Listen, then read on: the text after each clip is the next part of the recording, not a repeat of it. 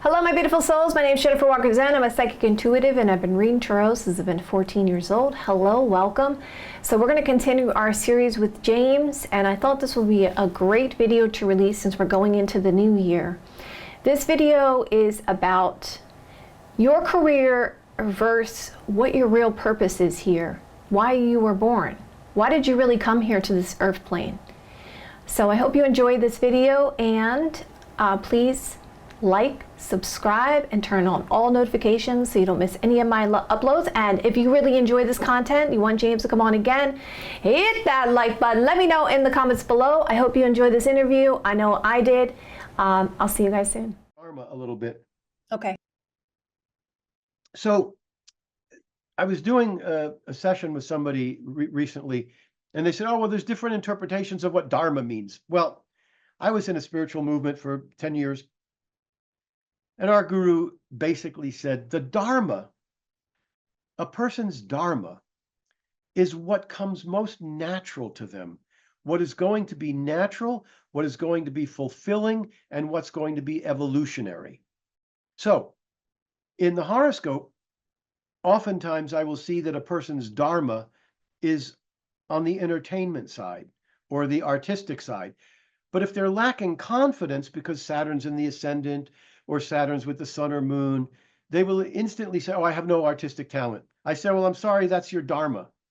The whole horoscope is indicating that the greatest evolution, fulfillment, happiness is going to come from doing what is most natural. So in that particular horoscope, what is most natural is the arts, but they're not doing it because they think they're no good. I have no this, I have no confidence. So you have to work with those people. And I used to get, in the first 10 years, it's different now. Half my clients are Indian now because I've done so many Indian videos. So I get them, half my clients are Indian. In the first 10 years, I didn't get that many, but anytime I would get an artist or a writer or something that wasn't going to make a lot of money, they would say, no, I'm a mechanic, I'm an engineer, I'm a lawyer, I'm a doctor. I say, are you happy? No, I don't really like it. So it got to the point where this is a true story. I used to say, I get an Indian chart and I'd say, oh, well, let me say this. I don't ask for questions and feedback. I don't want to do that because I want to be able to tell the person what I see objectively. Then you can tell me where I'm wrong.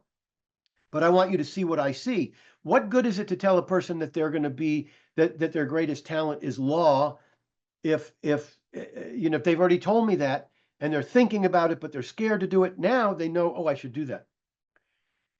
So when I would get an Indian chart where it was a Dharma that didn't make money, a career that didn't make money, I would say, well, so your greatest talents are in the writing area, writing and arts and creative, etc. But you probably don't do that. You're probably going to be, and then I'll look for the next thing. Even if it wasn't there, I'd say law, I'd say engineering, computers. And their jaws would drop. They say, how did you, oh, and I would say, yeah, you're probably not doing the writing or the arts. You're doing this other thing and you're unhappy. And their jaw would drop like I was psychic. And I don't use psychic energy in my readings. I have some psychic energy, but it's not my, I want to find it astrologically. That's why my books are the way they are, because I'm not giving psychic stuff. So the Dharma, let me be very clear. The Dharma is not the career. The career is the career. The career is the career, but the Dharma, so your Dharma could be helping and healing. The chart as a whole is giving the Dharma. So if you see Moon or Jupiter in the 7th house, right away, I know that's marriage, but right away you know how empathetic they are. Then you start seeing the 6th house being very strong. Then you see the moon in the 10th house where they want to nurture people, or moon's in the 1st house and they want to nurture people. So you start seeing 5 or 6 different features where the person's wanting to help people and heal people. That's the Dharma. The career could be Venus exalted in the 10th house and their career is doing the arts. That could be the career. That's okay. That's okay. No, I can definitely see why this is useful. Okay. The reason why is how many readings do I do where people are like, I don't know what I'm supposed to be doing with myself and what's my purpose here? That is so important to know what the Dharma is because you'll understand what you come here for, what you really Right. wanted to fulfill for your soul. Makes And sense. there's Yeah. so here's the thing. And I tell people that have that problem, I say, look, everybody knows their Dharma. They don't know the career necessarily. Everybody knows the Dharma. It's what is most natural. So it's what's most natural for you and what's going to make you happy. That's the Dharma. When people say they don't know their Dharma, what I hear? James, I have no confidence. James, I have no confidence. James, I have no confidence. That's what they're saying, but they don't know it. I say to them, look, when you were a kid, what did you dream about? Because when you're a kid, you're not thinking intellectually, you're thinking from the heart. What did you dream about? Now, look, they may say, I wanted to be the queen. Okay, you're not going to be a queen. What did that mean to you being a queen? Oh, that meant me being the center of attention or me being I wanted to go to the moon. Well, not many people are going to the moon. What did that mean to you going to the moon?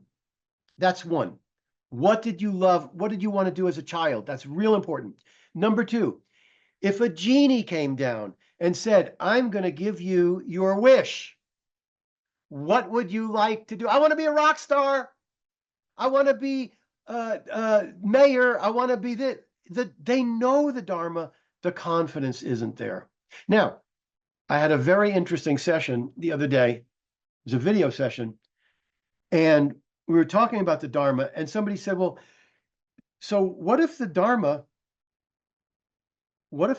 you're doing your Dharma and it's not successful? I said, I have a friend who had that. He's not alive anymore. This guy was a writer and an artist, and his whole life was about writing and art. His career was miserable. Okay, it didn't succeed very well. He paid his bills, but that was about it. The karma with the 10th house was so bad.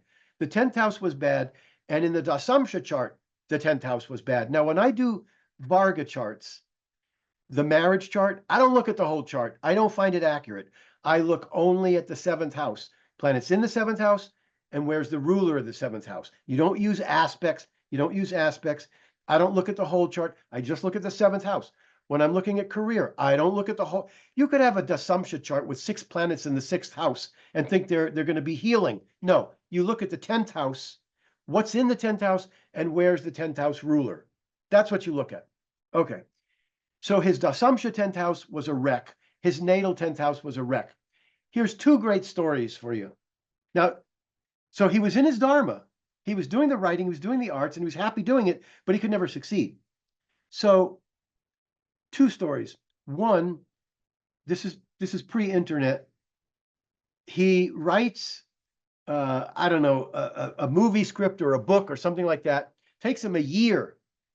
He didn't have a computer, and he never bothered to Xerox the copies. Had 1 copy of his book. He's in a hotel room, and he was out. Some drug addicts were looking for some guy who had drugs, and they went in the wrong room, into his room, took the briefcase, and took his book. They got nothing, and he lost his book. Wait, I got a better one for you. He has a friend who's in a movie, and he says, oh, listen, I love that director. Take this script to your producer and show it to them. Producer says, wow, this is a great, I want to meet this guy. My friend's friend forgot to tell him, oh, by the way, he likes. So, okay, so look, the person that was talking about this was complaining about, because he thought that he had a Dharma. I was telling him what his Dharma was. He says, yes, that makes sense, but my family thinks it won't be good, and it won't make enough money, and it won't do this, and it won't do that. And what if it's not successful? Doesn't matter if it's successful or not. It's your Dharma. When you're doing your Dharma, you're going to grow and evolve and have fulfillment faster than ever. And I tell a person, your Dharma is to do this. They say, but I have no talent there. I say, it doesn't matter. If it's natural, if it's in the horoscope and it's natural to you and you love it, you're going to grow so fast. And if you do your Dharma, I know, because I'm someone who is, I never made any money from astrology. I never made any money pursuing enlightenment. But I have had, I mean, I've had my horoscope is very difficult. All the benefics are afflicted. It's not an easy horoscope. I have a great ninth house and 10th house, great spiritual and 12th house and great career, but a very difficult life. But I've been in my Dharma, which is twofold. Astrology really is my career. My Dharma is more on the metaphysical, spiritual side. So my real Dharma was pursuing enlightenment and everything connected to the spiritual. Everybody thinks, oh, he's written 6 astrology books. He's done 80 videos. He's known for, you know, I don't consider astrology my Dharma. I mean, I'm in my Dharma when I'm doing it, but my Dharma is more about enlightenment. And I did write a book on that. It's called Living Reality. You can see it in the background. It's that red book back there. I do That's know a, you know I do know what you mean, James, about that. You get typecasted. I feel the same way. I yeah, feel like I would be a far better, like, talking about enlightenment, all those kinds of things, one of those kind of channels, but you get typecasted. So yeah. that's And how there it was is. a, so I just want to say one thing. When I was talking about, I said a person had Moon or Jupiter in the 7th, Moon in the 10th house, and then a really strong 6th house, but their career was the arts. Okay, that's their career is the arts. But who they are is a healer and a fixer. So when they're in the arts, they're going to be fixing things and helping people, helping it. So who they are, and I talk about this in the Braha Sutras, when you're doing a horoscope, you don't just want to know about what they do. That's their karma.